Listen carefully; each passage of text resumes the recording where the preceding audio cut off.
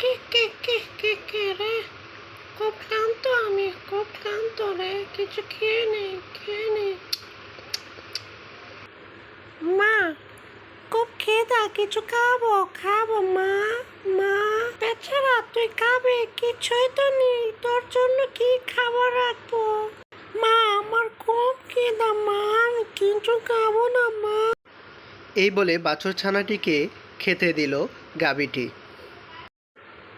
খুব মজাই পাচ্ছিল বাছুর যখন তার পেটের তৃষ্ণা মেটাচ্ছে। বেচারা, তোর খাবার হয়েছে? তাইলে চল আমরা পরবর্তী কোথাও খাবারের সন্ধানে যাই।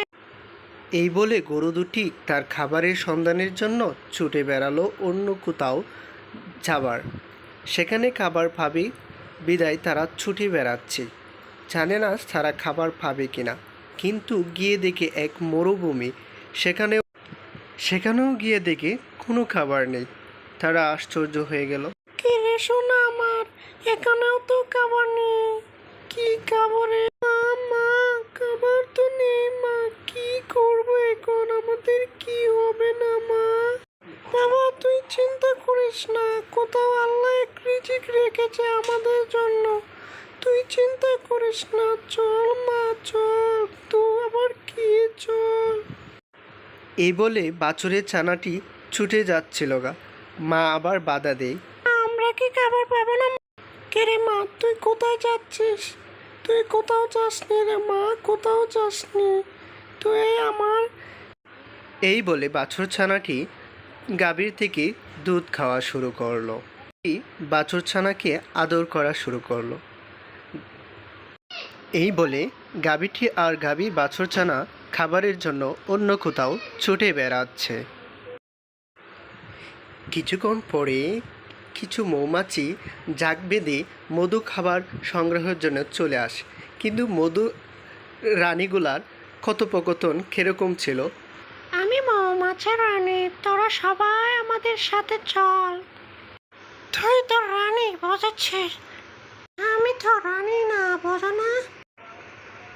ওটা কি হবে?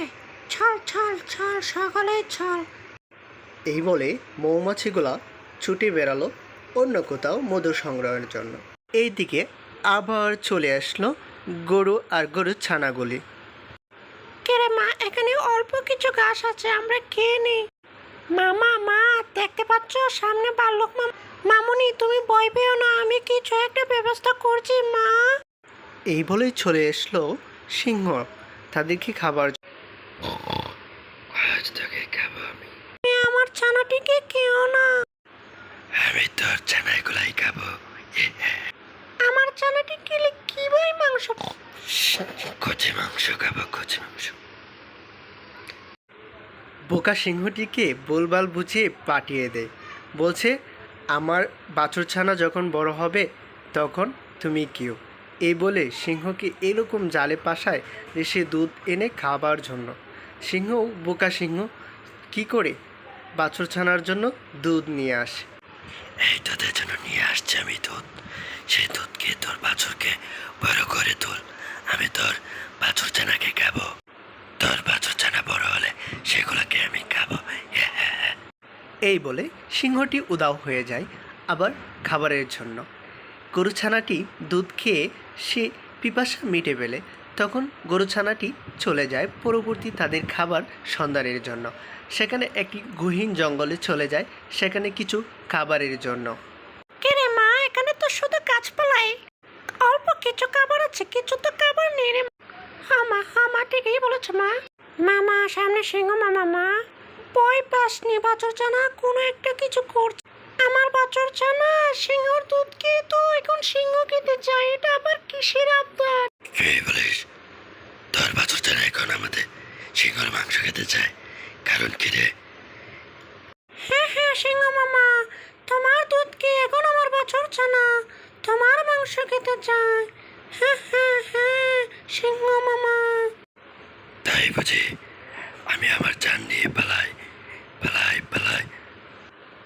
এই বলে সিংহটি সে দৌড়ে পলালো, আর গাভীর ছানা তাদের খাবারের সন্ধানে ছুটতেই থাকে। বাংলা কার্টুন দেখতে আপনারা সঙ্গে থাকুন, লাইক কমেন্ট সাবস্ক্রাইব করে দিয়ে আমাদের পাশে থাকুন।